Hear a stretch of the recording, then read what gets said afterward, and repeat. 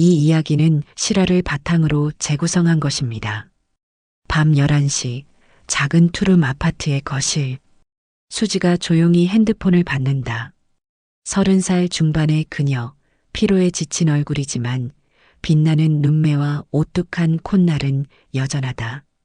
값비싼 가구 하나 없는 아파트지만 그녀의 깔끔한 성격대로 빈틈없이 정돈되어 있다. 전화기 너머의 목소리에 수지의 얼굴이 살짝 발그레해진다. 왠지 모를 반가움이 스며든다. 옆방에서 자고 있을 시아버지 영수를 깨울까봐 목소리를 최대한 낮춰 속삭인다. 온몸의 신경이 곤두서지만 미소를 띠고 있다. 안녕하세요. 네, 바로 갈게요. 태평로 모텔 앞에서 기다리면 되죠? 전화를 끄는 수지는 곧장 아이들 방으로 향한다. 곤히 잠든 5살 아들과 4살 딸의 얼굴을 한 번씩 확인하며 얇은 이불을 어깨까지 덮어준다. 엄마가 금방 다녀올게 잘 자. 우리 보물들, 그녀가 나지막히 속삭인다. 아이들의 평온한 잠자리를 보며 잠시 복잡한 감정이 스친다. 마음이 급한 듯 화장대 위에 립스틱을 아무거나 하나 집어들고 대충 바른다. 아무리 그래도 너무 초췌해 보이면 안 되겠지. 그리곤 머리를 질끈 묶는다. 검은색 후드티와 청바지, 운동화 차림에도 그녀에게서는 묘한 빛이 났다. 현관으로 향하는 발걸음은 마치 얼음 위를 걷는 것처럼 조심스럽다. 수지는 시아버지 영수의 방문 앞에 멈춰서 조용히 귀를 문에 바싹댔다. 문 안쪽에서는 미세한 숨소리가 규칙적으로 들려온다. 깊이 주무시는 것을 확인하고 나서야 비로소 안심하는 표정이다. 삐걱거리는 마룻바닥 소리가 날까봐 발 뒤꿈치를 들고 살금살금 걷는다. 현관문에 다다랐을 때 수지는 잠시 멈춰섰다. 손목 시계를 바라보는 눈빛이 초조하게 흔들린다.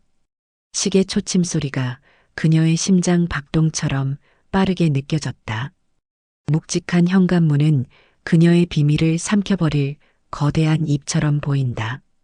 쥐 죽은 듯 조용히 손잡이를 돌려 문을 열었다.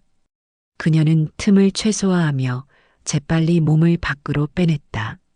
문이 닫히는 순간에도 최대한 소리가 나지 않도록 조심하지만 미세한 덜컥하는 둔탁음은 어쩔 수 없다. 그 작은 소리가 이 밤의 정적을 깨뜨릴까 두려운 듯 그녀는 뒤를 돌아보지 않고 칠흑 같은 밤 속으로 사라진다. 대체 이들에게 어떤 일이 벌어진 것일까요? 좋아요와 구독으로 응원해 주시고 계속해서 함께 확인해 보시죠. 현관문이 닫히는 덜컥하는 소리가 나자 옆방에서 영수는 미동도 없이 누워 있다가 살며시 눈을 뜬다. 70대 초반의 그의 얼굴에는 어둠 속에서도 선명하게 걱정과 의심이 교차한다. 그는 1년 전 사랑하는 아내를 잃은 슬픔과 충격 속에서 하루하루를 겨우 버티며 살아가고 있다. 삶의 의미를 잃은 채 우울증으로 인한 초기 치매를 앓고 있었다. 머리카락은 더욱 휘어졌고 깊게 파인 볼은 세월의 고통을 고스란히 드러내고 있다. 며느리 수지가 매일 밤 조심스레 현관문을 나선 지도 벌써 5개월이 넘었다. 처음 며칠은 그저 늦은 시간에 슈퍼에 가나 하고 대수롭지 않게 여겼다. 하지만 그녀는 거의 새벽 2시가 되어서야 돌아오곤 했다. 며느리는 자신이 자고 있다고 믿었겠지만 영수는 며느리가 나가고 들어오는 시간에 늘 깨어 있었다. 매일 밤 반복되는 수지의 비밀스러운 외출에 이제는 온 신경이 곤두선다. 그렇게 그의 잠 못 이루는 밤이 계속되고 있었다. 매일 밤 어김없이 들리는 며느리의 조용히 속삭이는 듯한 전화 통화 소리가 그의 귓가에 자꾸만 박혔다. 처음에는 희미했던 소리가 매일 밤 반복되면서 어느 순간부터는 그에게 또렷한 문장으로 들리기 시작했다. 영수는 이미 며느리가 다른 남자들과 밤마다 만나며 바람을 피우고 있다고 확신하고 있다. 그날도 영수는 잠을 이루지 못하고 뒤척인다. 그때 거실에서 통화 중인 며느리의 목소리가 들려온다. 속삭이듯 낮게 말하지만 온 신경을 곤두세운 영수의 귀에 그녀의 은밀한 대화가 선명히 들려왔다. 네, 바로 갈게요. 태평로 모텔 앞에서 기다리면 되죠? 이 말은 그의 심장을 쿵 떨어뜨린다. 늘 며느리의 통화를 엿들으며 의심을 키워왔지만 오늘 밤은 그 장소까지 똑똑히 들었다. 그곳은 영수가 늘 가던 해장국집 옆이라 그는 그 장소가 어디인지 정확히 알고 있다. 더 이상 두고만 볼 수 없었다. 자신의 눈으로 직접 확인해야겠다고 결심한다. 분노가 가슴속에서 부글부글 끓어오른다. 며느리에 대한 실망감과 배신감이 한꺼번에 밀려온다. 수지가 나간 후 5분 뒤 영수도 집을 나선다. 서두르면 따라잡을 수 있을 거라 생각했다. 늦가을의 차가운 밤 공기가 뼛속까지 스며들지만 그의 마음은 분노와 의심으로 이미 끓어오르고 있다. 70이 넘은 나이에 밤길을 나서는 것은 쉽지 않다. 숨이 차오르고 다리가 아프지만 며느리에 대한 실망과 분노, 그리고 진실을 확인해야 한다는 일념 하나로 걸음을 재촉한다. 며느리가 향했을 태평로 모텔촌을 향해 서둘러 걷고 있을 때다. 스산한 바람이 옷깃을 파고드는 순간 옆으로 차 한 대가 미끄러지듯 지나간다. 영수는 무심코 고개를 돌렸다가 심장이 멎는 듯하다. 내가 잘못 본 게 아니겠지? 수지야, 네가 어떻게 이럴 수가. 영수는 충격에 휩싸인 채 서둘러 몸을 숨겼다. 그는 며느리 수지를 친딸처럼 아꼈다. 1년 전 아내가 세상을 떠난 후 수지는 영수에게 큰 희망이자 위안이었다. 바쁜 아들 형균을 대신해 그의 식사를 살뜰히 챙기고 말동무가 되어주며 웃음을 되찾아 주었다. 그런 수지였기에 그녀가 다른 남자와 다정하게 차를 타고 가는 모습은 영수의 눈을 의심하게 했다. 운전석에는 며느리 수지가, 조수석에는 한 남성이 타고 있었다. 차 안의 두 사람은 어둠 속에서도 꽤나 다정해 보였다. 영수의 얼굴이 일그러졌다. 꽉 쥔 그의 주먹이 부르르 떨렸다. 역시 그런 거였구나. 마음이 무너지는 것 같다. 그토록 믿었던 며느리에 대한 신뢰가 산산조각 난다. 분노와 실망감이 동시에 몰려온다. 남편이 없는 사이를 못 참고 바람을 피우는 며느리가 너무나 괘씸했다. 아들 형균에게 말하자니 멀리 해외에서 일하고 있는 아들에게 괜한 걱정만 안겨줄 것 같았다. 그렇다고 직접 며느리를 추궁할 용기는 차마 나지 않았다. 아내가 살아있었더라면 속마음을 털어놓고 의논할 수 있었을 텐데. 아내를 잃은 슬픔이 가시기도 전에 이제는 며느리마저 믿을 수 없게 된 현실이 그의 가슴을 찢어놓았다. 깊은 외로움과 막막함이 그를 짓눌렀다. 여보, 일을 어떻다면 좋을까? 형균이가 돌아오기만 해봐. 내가 가만두지 않을 거야. 이 독한 다짐만이 그의 무너지는 마음을 간신히 붙들고 있는 유일한 버팀목이었다. 그는 오직 아들이 돌아올 날만을 독을 품고 손꼽아 기다렸다. 집으로 돌아온 영수는 침대에 꼼짝 않고 앉아 있었다. 온몸의 힘이 다 빠져나간 듯 칠순의 몸은 무기력하게 축 늘어져 있었다. 어둠 속에 잠긴 그의 얼굴은 분노와 실망 그리고 형언할 수 없는 배신감으로 일그러져 있었다. 그토록 아꼈던 며느리의 이중 생활을 목격한 충격은 아내를 떠나보낸 슬픔보다 더 깊은 상처를 남긴 듯했다. 그의 얼굴에는 깊은 절망만이 새겨져 있었다. 며느리는 밤뿐만 아니라 낮에도 집을 비웠다. 아이들을 어린이집에 데려다주고 아침을 차려놓고는 늘 홀연히 사라졌다. 친구를 만나기로 했다. 아니면 잠깐 알바를 하기로 했다는 둥 온갖 핑계를 해댔다. 며느리가 아침 일찍부터 정성껏 차려놓은 따뜻한 식사도 이제는 그의 눈에는 꼴도 보기 싫었다. 영수는 며느리가 다가오기만 해도 인상을 찌푸린다. 아버님, 식사 준비해 드릴게요. 됐다. 혼자 할 수 있어. 그래도 괜찮다고 했잖아. 이전과는 달리 냉랭한 분위기가 계속된다. 수지는 무엇이 잘못되었는지 알 수 없다. 시아버지의 차가운 태도에 상처받지만 그 이유를 알 수 없어 더욱 답답하다. 혹시 자신이 밤에 나가는 것을 들킨 건 아닐까 하는 생각도 들지만 사실을 말할 수도 없는 난감한 상황이었다. 남편의 일을 알리면 시아버지의 치매 증상이 악화될 수 있다는 의사의 경고 때문이다. 10개월 전 수원의 한 종합병원 신경과 소독약 냄새가 훅 끼쳐오는 로비에 김영수 노인이 멍한 눈으로 휠체어에 앉아 허공을 바라보고 있었다. 불과 2달 전 아내를 떠나보낸 그는 식사를 거부하고 잠을 이루지 못하는 날들을 보내고 있었다. 아들 형균의 부축을 받아 도착한 곳에서 그는 충격적인 진단을 들었다. 어르신께서는 현재 우울증으로 인한 가성치매 증상을 보이고 있습니다. 최근 아내분의 사망이 증상 발현의 큰 원인이 된 것 같습니다. 가능한 큰 정신적 충격은 피하시고 안정된 환경을 유지해 주세요. 불행은 늘 함께 온다고 했던가. 시아버지가 가성치매 진단을 받은 지 5개월 후 또 다른 불운이 찾아왔다. 병원 응급실에 구급차가 찢어지는 듯한 사이렌 소리를 내며 멈춰섰다. 들것에 실려 나오는 남성은 바로 아들 형균이었다.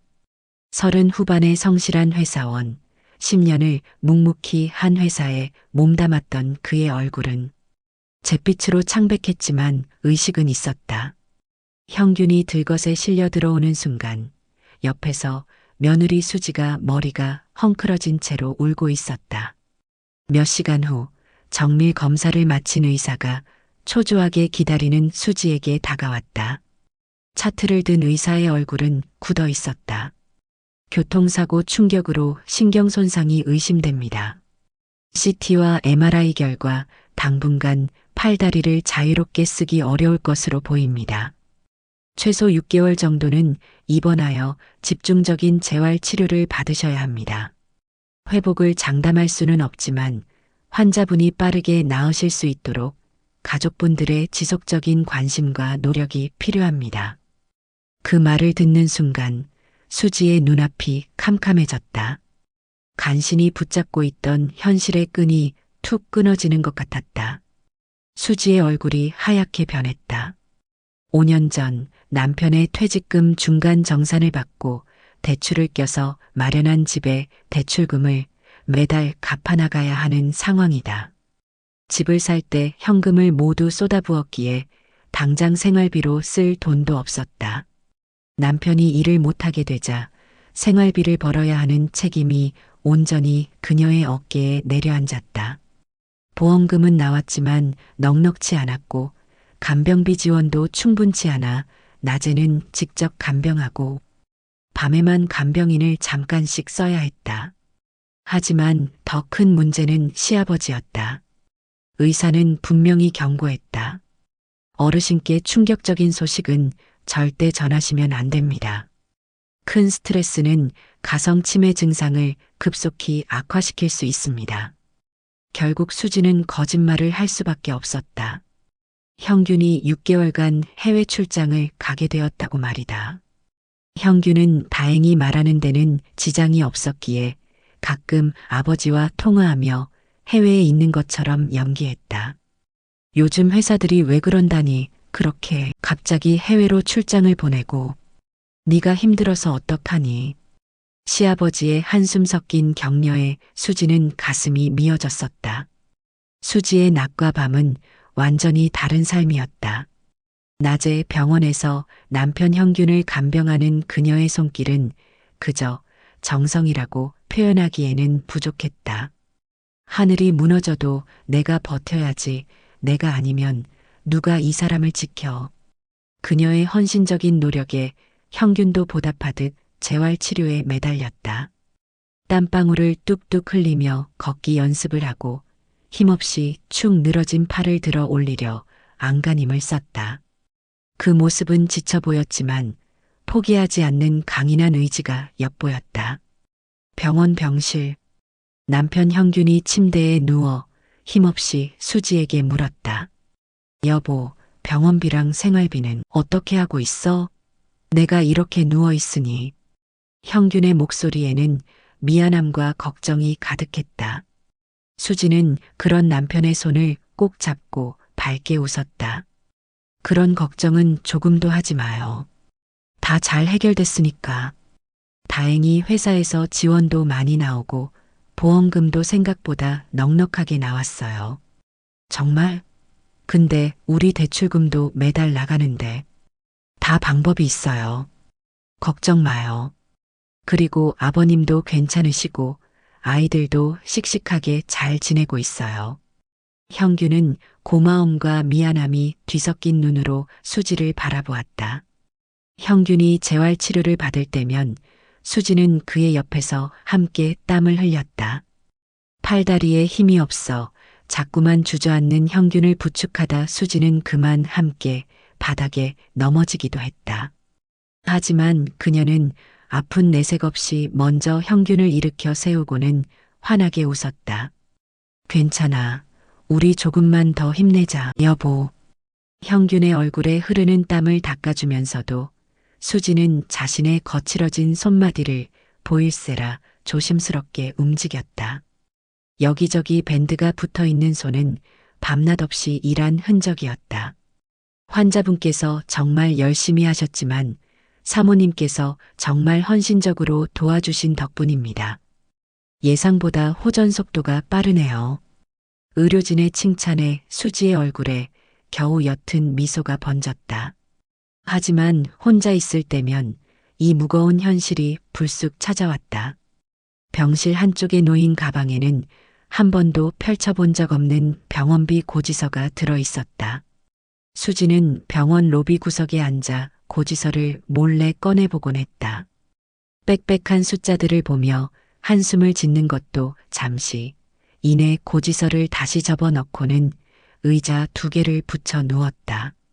잠시라도 눈을 붙여야 밤에 나갈 힘을 얻을 수 있었다. 수화기 너머로 들려오는 아버지의 숨소리에 형규는 조심스럽게 말을 건넸다. 아버지 출장 때문에 오래 못 뵙네요. 몸은 좀 괜찮으세요? 그래, 나야 잘 있지. 너는 잘 지내고 있니? 힘들지? 아버지의 대답을 듣는 순간 형균의 가슴이 뭉클해져 눈물이 차올랐다. 그는 서둘러 통화를 마치고 수화기를 내려놓았다. 그 옆에 있던 수지가 말없이 다가와 그를 꼭 안았고 두 사람은 소리 없는 울음을 함께 삼켰다. 경제적 부담감과 혼자 모든 것을 감당해야 하는 외로움이 그녀의 마음을 짓눌렀지만 이 순간만큼은 자신보다 형균을 향한 걱정이 먼저였다. 그녀는 형균에게도 밤마다 대리운전 일을 하고 있다는 사실을 말하지 못했다. 지금도 자신에게 너무 미안해하는 그의 마음을 더 아프게 하고 싶지 않았다. 수지는 절망 속에서도 결코 주저앉지 않았다. 그녀의 단단하고 야무진 성격은 위기 앞에서 더욱 빛을 발했다. 낮에는 남편 간병, 밤에는 대리운전, 그리고 아이들과 치매 증세가 있는 시아버지까지 돌봐야 하는 고단한 삶이었다. 그녀에게 한 가지 다행이었던 점은 집이 유흥가에서 걸어서 10분 거리였다는 것이다. 이 때문에 언제든 필요할 때 나가서 대리운전 일을 할 수 있었고 이는 그녀가 선택할 수 있는 최고의 방법이었다.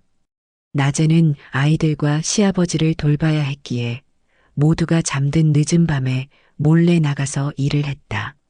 처음에는 서툴렀지만 수지는 빠르게 일에 익숙해졌다. 그녀는 늘 친절하고 시간 약속을 철저하게 지켰으며 무엇보다 안전하게 운전했다. 이런 성실함 덕분에 그녀를 찾는 단골 손님이 늘어났다. 보통 대리운전 기사들은 콜센터를 통해 호출을 받지만 수지의 단골 손님들은 그녀의 개인 전화번호로 직접 연락을 해왔다. 수지 씨, 지금 대리돼요?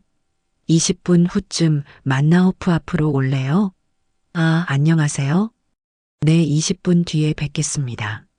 이렇게 고객들이 직접 전화를 걸어 대리운전을 요청하면 대리운전 업체에 수수료를 내지 않아도 되기 때문에 수지는 조금이라도 더 벌 수 있었다. 그러나 시아버지 영수의 입장에서는 며느리가 늦은 밤마다 남자들의 수상한 전화를 받고 몰래 외출하는 것처럼 보였다.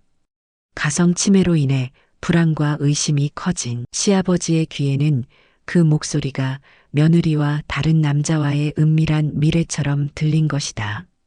수지의 정성 덕분이었을까? 남편 형규는 예상보다 빨리 6개월 만에 퇴원할 수 있었다. 더 좋은 소식은 그가 10년간 성실히 일한 것을 인정받아 회사에서 유연근무와 업무 조절을 조건으로 그를 다시 회사로 복귀할 수 있게 배려해 주었다는 것이다. 드디어 남편이 퇴원하는 날이 왔다. 수지는 설렘과 안도감으로 가득했다. 6개월간의 고된 시간이 마침내 끝난 것이다. 집으로 돌아온 형균을 본 시아버지 영수는 충격을 받았다. 다리를 절뚝거리며 걷는 아들의 모습에서 뭔가 크게 잘못되었음을 직감했다. 아버지, 출장이 예상보다 길어져서 걱정 끼쳐드려 죄송해요. 형균의 인사말에 영수의 가슴이 철렁 내려앉았다. 형균아, 네 다리가 왜? 6개월 전 전화 한 통을 받고 급하게 뛰쳐나갔다가 눈이 휑한 채 집에 돌아온 수지는 눈가에 마른 눈물 자국이 선명했었다. 그때 수지가 했던 말이 떠올랐다. 아범은 급하게 해외 출장을 갔어요. 너무 갑작스럽게 가게 돼서 아버님한테 인사도 못 드리고 떠났어요. 그러니 아버님 걱정하지 마세요.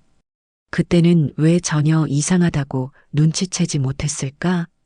헬쑥한 얼굴로 어색하게 웃으며 했던 말들을 왜 한 번도 의심하지 못했을까? 영수는 조심스럽게 물었다. 그럼 밤마다 나가던 건 뭐였니? 수지는 잠시 망설이다 입을 열었다. 대리운전 때문이었어요. 병원비와 생활비를 벌어야 해서. 병원비? 저희가 교통사고로 6개월간 입원해 있었어요. 재활치료 잘 받고 있고 지금은 좀 불편하지만 곧 정상으로 돌아올 수 있대요. 아버님께 충격을 드릴까봐 말씀드리지 못했어요.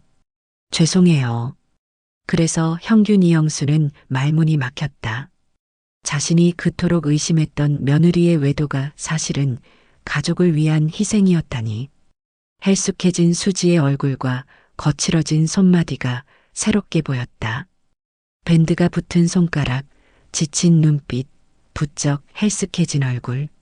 모든 것이 그녀의 숨겨진 고생을 말해주고 있었다. 내가 정말 바보 같은 오해를 했구나. 영수의 목소리가 떨렸다. 그동안 차갑게 대했던 것, 의심의 눈초리로 바라봤던 것들이 부끄러워졌다. 괜찮아요, 아버님. 이제 다 지나간 일이에요. 수지는 담담하게 웃었다. 형균이 아내의 손을 잡았다. 고마워, 정말 고마워. 이런 고생을 혼자 다 했구나. 내가 아파도 당신은 그렇게 했을 거잖아. 우리 가족이니까. 세 사람은 서로를 바라보며 조용히 미소 지었다. 오해는 풀렸고 진실은 밝혀졌다. 무엇보다 서로를 향한 사랑이 그 어떤 시련보다 강하다는 것을 깨달았다. 며칠 후 수지가 새로운 이야기를 꺼냈다. 나 공부를 해보려고 해. 공부? 재활의학 쪽으로. 형균이 재활 치료받는 걸 도우면서 관심이 생겼어. 주말반이나 야간 과정을 알아보고 있어. 영수가 먼저 나섰다. 좋은 생각이네. 공부하는 동안 아이들은 내가 돌볼 테니 걱정 마라. 시아버지의 표정에는 오랜만에 활기가 돌았다. 며느리에 대한 미안함이 새로운 의욕으로 바뀌었다. 정말 고맙습니다, 아버님. 이제 이 가족에게는 새로운 시작이 기다리고 있었다. 불행은 예고 없이 찾아왔지만 그 속에서 피어난 사랑과 희생은 오해를 걷어내고 가족을 더욱 단단하게 만들었다. 며느리 수지의 비밀은 가족을 지키려는 조용한 사랑이었다. 이 이야기를 읽으며 누군가 생각나셨나요? 가족을 위해 묵묵히 버텨내고 계신 분들, 오늘도 고생하고 계시는 모든 분들께 작은 위로가 되었으면 합니다. 실제 사연을 바탕으로 한 이 이야기가 마음에 닿았다면 여러분의 좋아요와 구독으로 응원해 주세요. 더 많은 진실한 이야기로 찾아뵙겠습니다.